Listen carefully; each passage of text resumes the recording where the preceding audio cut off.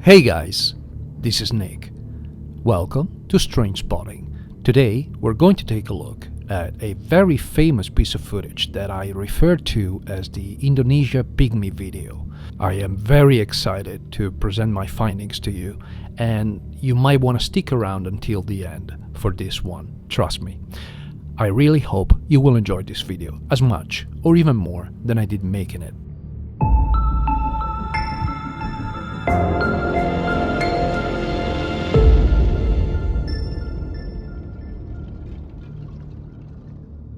As usual, I'm going to play the full unedited clip first.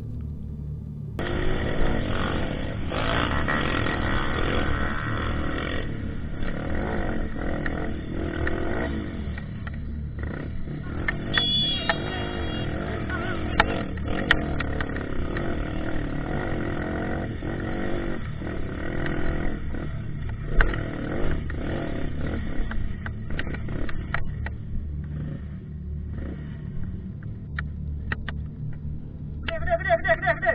Cepat naik. Nah. Balikin. Balikin. Belai. Oh. Tahan dulu. Tahan. Ada parang enggak? Parang ada. Parang. Stop.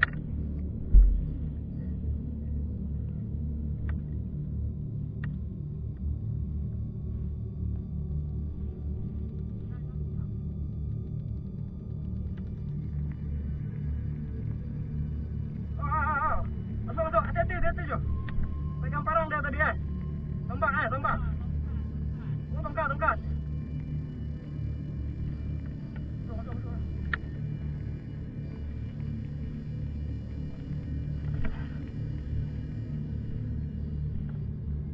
Wah, hati-hati je.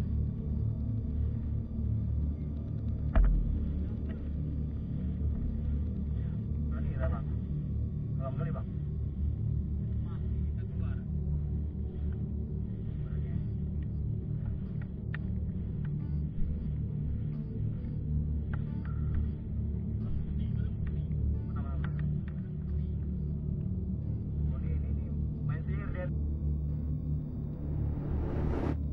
This footage went viral overnight when it was first published 6 years ago, on March the 22nd, 2017, on the Indonesia-based YouTube channel Fredography. It was recorded, according to Fredo Pastrana, owner of the channel, in the northernmost part of the Sumatra island, a region called Aceh or Aceh, more specifically in an area called Hutan. In it, we see a group of bikers stopping in their tracks after a staff-carrying small humanoid creature crosses their path while running. The tiny being takes off immediately, evidently scared by the group, which after a few moments of bewilderment gives chase to understand what they came in contact with. It is important to highlight that contrary to the majority of clips allegedly showing creatures or human tribes unrecognized by the scientific community, many authoritative viewers have not accused this footage of being CGI or some sort of hoax. In fact, anthropologists from local universities and political authorities have taken an interest in the footage, with many considering it proof of the existence of a lost pygmy tribe called Mante, considered mere folklore up to that point in time. Others, on the other hand, said that there have never been sightings of the Mante in the protected forest of that area, and therefore this could be just a short but regular person that was in the area for some reason. Fredo Pastrana also took to the internet to say that he will never reveal the exact location where the footage was taken for the sake of environmental sustainability. As is to be expected, the internet community was split on different ideas, with some claiming the apparent lack of movement in the grass when the creature enters the field as evidence of CGI, while others enthusiastically saying that this could be a specimen of the famous orang pendek, a cryptid long thought to inhabit the forests of Sumatra. As you can see, this well-known clip presents us with the need for a slightly different approach than usual. I will consider 4 hypotheses for this analysis. Number 1, CGI hoax. Number 2, regular person. Number 3, lost tribe of Homo sapiens. Number 4, undiscovered hominid, therefore non-sapiens. Any further consideration regarding the cryptozoological route will be done only if, at the end of the empirical observations, the last hypothesis will result to be the most realistic. Before you wonder if I already know the answer, let me tell you that I haven't studied yet at the time of this recording. The dynamics of the events unfolding on camera and the different shots give us some very important details about the author and his friends. This group is composed of 6 bikers. The moment the pygmy comes into view, the guy leading the group falls down to avoid hitting it, and the second one manages to pull the brakes just in time to avoid running over his friend. This is the first element undermining the CGI hoax hypothesis. Many things could have gone wrong in simulating such an event, and a serious accident with bad or even fatal injuries could have happened. The second element that makes me think this is not a staged event is the wooden stick, or staff if you prefer. The bikers find it well into the grass and pick it up to inspect it. Why come up with such a detail? And what are the technicalities of it? They should have dropped it in the grass, go back and ride up to the point with a high probability of getting the wrong spot. At this point, the CGI hoax hypothesis has already lost quite a bit of plausibility, going down to a 10% probability. The footage we're looking at was recorded with an action camera mounted on the author's helmet, and action cameras in 2017 were already quite capable. The video quality is fairly good, and the reason why the subject isn't perfectly defined is that during almost the entirety of the clip, it was overexposed, being in the sunlight, except for this brief interval of time at the beginning, where some sunlight filtering through the vegetation illuminates a tiny spot, and then the subject's leg when it pauses there for a split second. This is a small detail that would have required additional work and attention to detail in case of CGI compositing, which makes me ulteriorly doubt that possibility. If we look at the subject slowly for the rest of the time it's in the frame, the lighting on the body and the shadow it projects are always consistent with the sunlight, despite the speed at which it moves. The last detail I want to show you is the moment the subject runs into the foliage. Due to overexposure, the enlarged footage is blurry, but I don't see any sign of CGI. And in a specific frame here, we can see the grass over the subject's body. All these considerations are enough to rule out with reasonable certainty the CGI hoax hypothesis.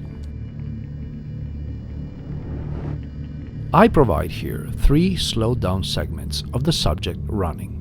I am obviously not an expert in human gait and running mechanics, so I might have missed some details that someone else with that scientific background could have picked up on.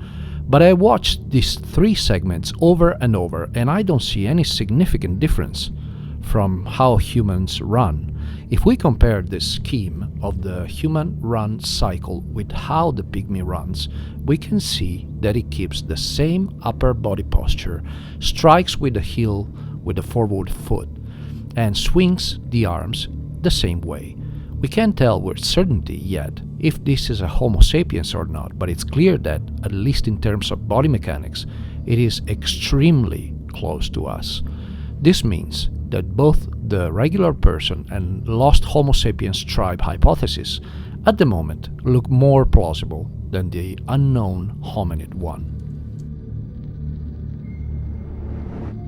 Alright guys, as you can imagine, I kept the best part for last. I have some key observations regarding the subject's physical features. Let's start with body ratios.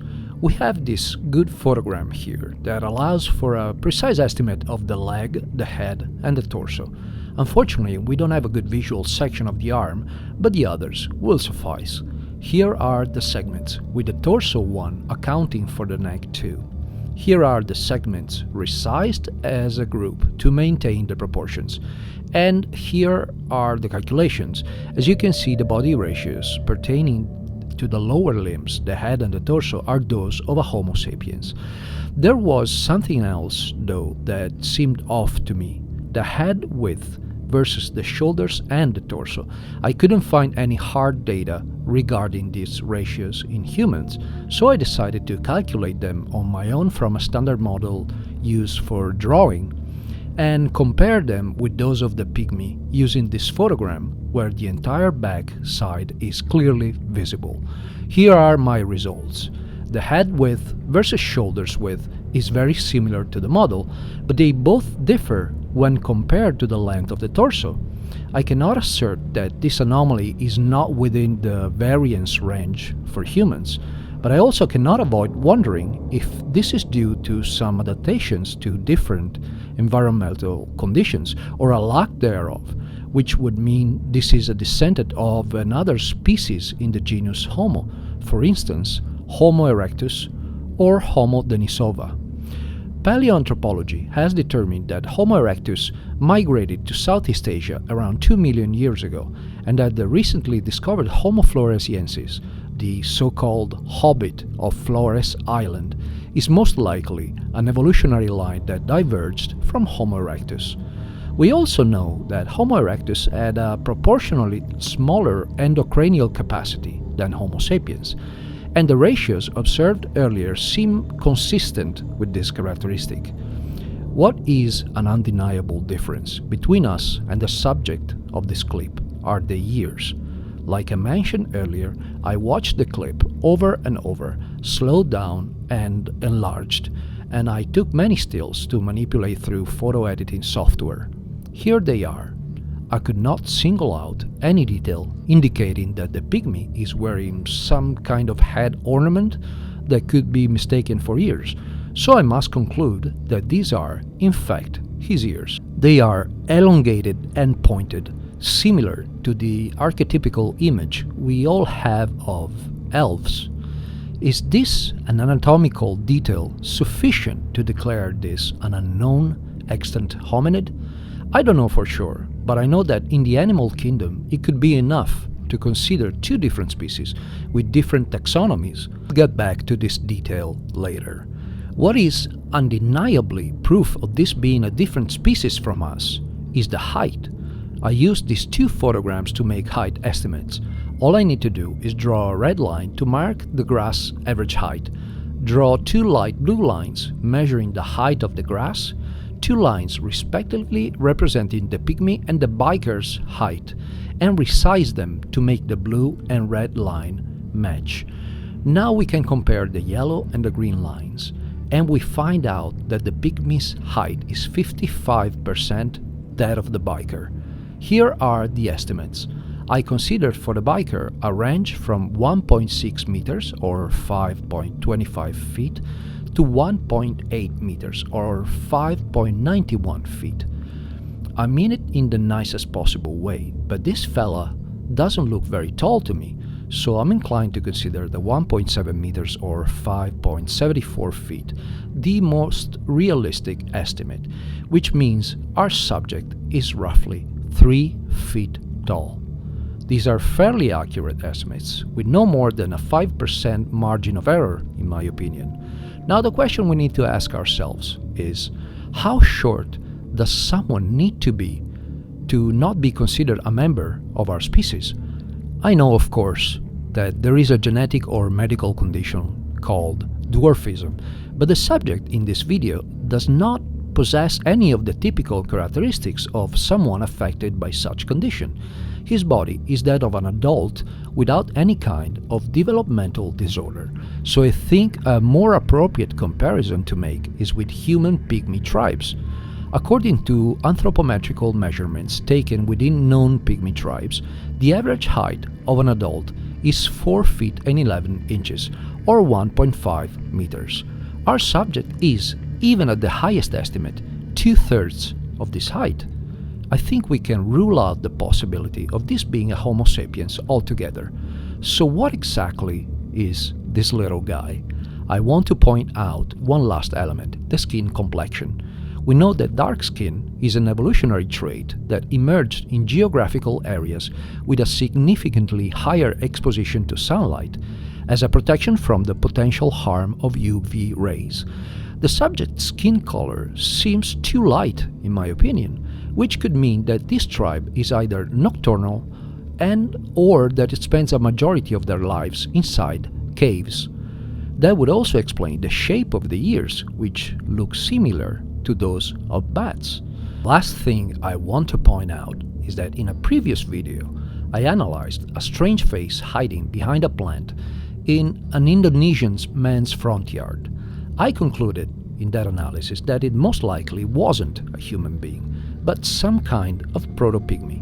What if the subject in this video and the subject in the other clip belong to the same species?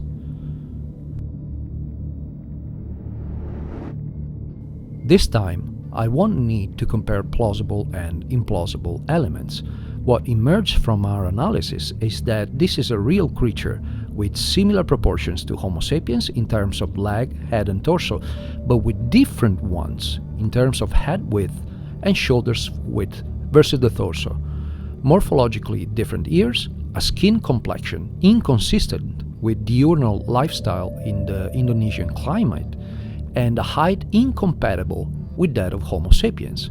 For all these reasons, I deem the Indonesian pygmy video as incontrovertible proof of an undetected and extant hominid species inhabiting the forests and possibly cave systems of the island of Sumatra. This species could be an evolutionary offshoot of either Homo sapiens, Homo erectus, or even Homo denisova, and could be related to Homo floresiensis.